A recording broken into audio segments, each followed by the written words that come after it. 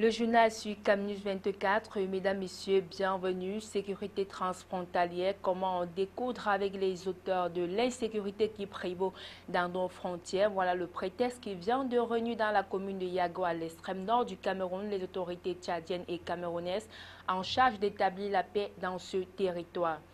À suivre également dans ce journal, quelle différence peut-on établir entre l'agriculture de seconde génération, tant prônée après le dernier comice agropastoral, et la pratique de l'agriculture artisanale. Voilà pour le sommet. Une fois de plus, bienvenue à cette édition d'information. Sécurité transfrontalière, le Cameroun et le Tchad souhaitent en découdre avec les auteurs de l'insécurité. Réunis dans la commune de Yagoua, les autorités des deux pays avec un point au centre des assises trouvaient des stratégies pour venir à bout de l'insécurité qui de plus en plus grandissante devient inquiétante. Entre autres recommandations au terme de cette réunion, la création d'unités mixtes de sécurité aux frontières, la facilitation de la libre circulation des personnes et de leurs biens, une carte d'identité exigée, mais aussi l'interdiction aux forces de sécurité de maintien de l'ordre du port de tenues militaires et des armes en territoire étranger. À quelques semaines de la rentrée scolaire, le ministre des Enseignements secondaires Ernest Ngali Bibéré ferme les établissements privés qui opèrent en marge des normes requises au Cameroun. Dans le littoral, 22 écoles tombent sur le coup de la loi. Il leur est reproché la violation des formalités légales de création et d'ouverture des établissements scolaires. Le point avec Colin Bekatal.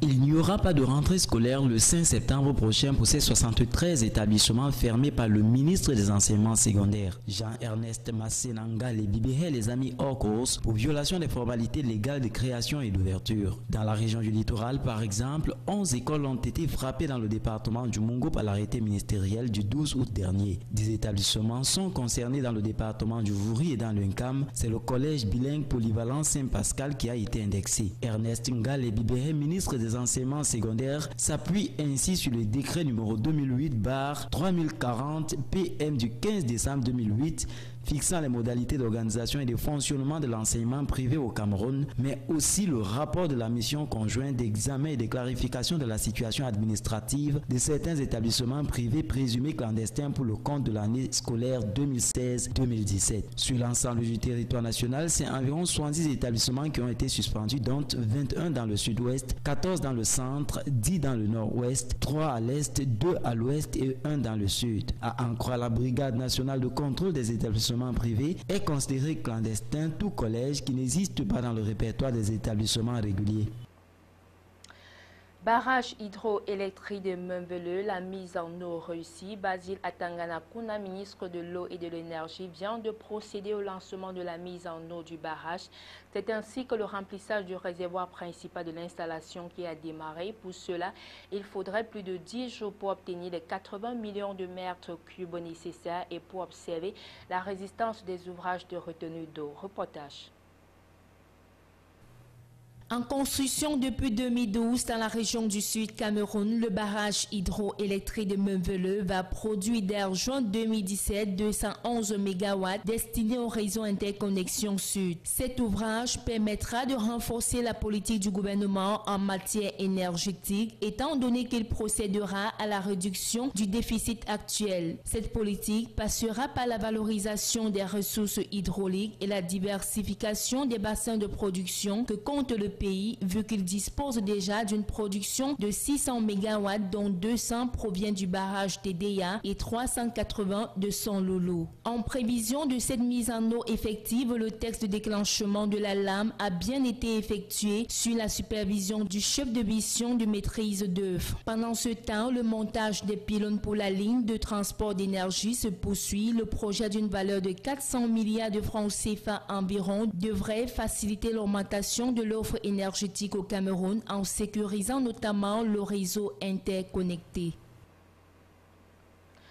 Préparatif de la CAN 2019, le gouvernement de la République du Cameroun a procédé à la signature de 2 accords de crédit d'un montant cumulé de 139 milliards de francs CFA avec la banque italienne Intesa Sanpaolo, des financements destinés au projet de construction du complexe sportif de Yaoundé à Olembe qui abritera les matchs de la Coupe d'Afrique des Nations.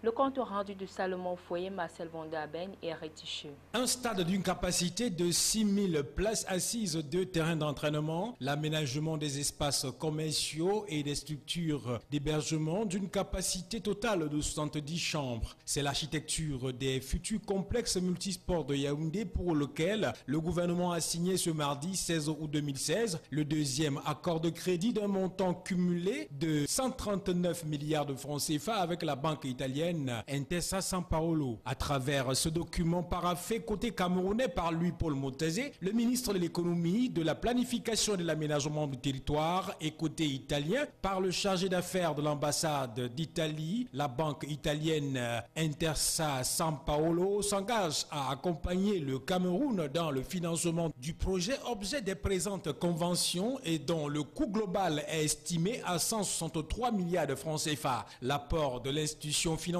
italienne qui représente 85% du coût global du projet s'élève à environ 139 milliards sous forme de crédit décliné en 2 volets. Un crédit acheteur d'un montant de 111,52 milliards de francs CFA garanti par l'agence du gouvernement italien et garanti par l'Export, et un crédit commercial lié d'un montant de 27,27 milliards de francs CFA. Ce financement sera complété par une contrepartie camerounaise de 24,45 milliards de francs CFA représentant 15% du coût global du projet. De la maquette présentée aux membres du gouvernement et aux responsables de la Fédération camerounaise de football impliquée dans la réalisation de cet ouvrage, il ressort que le futur complexe multisport d'Olembe sera calqué selon le modèle du complexe sportif de la Juventus de Turin. Il sera réalisé par une entreprise de droit italien et livré en fin juin 2018. Je vous propose ces quelques réactions recueillies au micro de nos reporters. Je pense que c'est l'un des actes les plus importants de cette organisation parce que là, nous venons d'assister à la signature de ces accords-là avec l'entreprise Pitini. Et donc, nous pensons que le Cameroun va donc accueillir sur son sol l'une des meilleures infrastructures du football qui va exister dans notre continent africain. On est très contents aujourd'hui, mais ce n'était pas la convention et les signatures de la convention qui étaient importantes pour nous pour commencer le travail. On a commencé le travail depuis 4 mois, ou 4 mois et demi. Et bon, le travail va continuer, on respecte les délais, même sans convention, sans rien. Avec le contrat, avec notre confiance et relation avec le peuple camerounais. On a commencé le travail, on a fini toutes les études, on a fini tous les déforestages, on a fini un grand pourcentage de travaux de terrassement.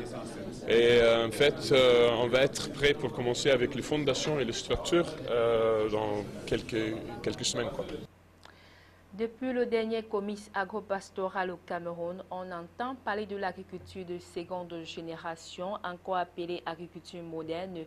On s'interroge sur sa réalité dans un contexte où l'on est encore où on en cherche encore des repères d'une agriculture artisanale rentable. Quelles sont en fait les caractéristiques de cette agriculture tant prônée? Tentative d'esquisse de réponse avec Justice Toton. On n'entend pas agriculture de seconde génération, une agriculture soumise à un accompagnement scientifique.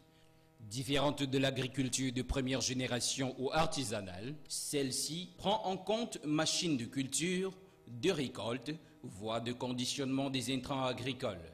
Ici, les agriculteurs doivent, pour la mener à bien, s'assurer une exploitation rationnelle des sols en faisant appel à une étude de la fertilité des espaces cultivables pour les différentes espèces végétales, sans oublier la sélection des semences et bien d'autres facteurs.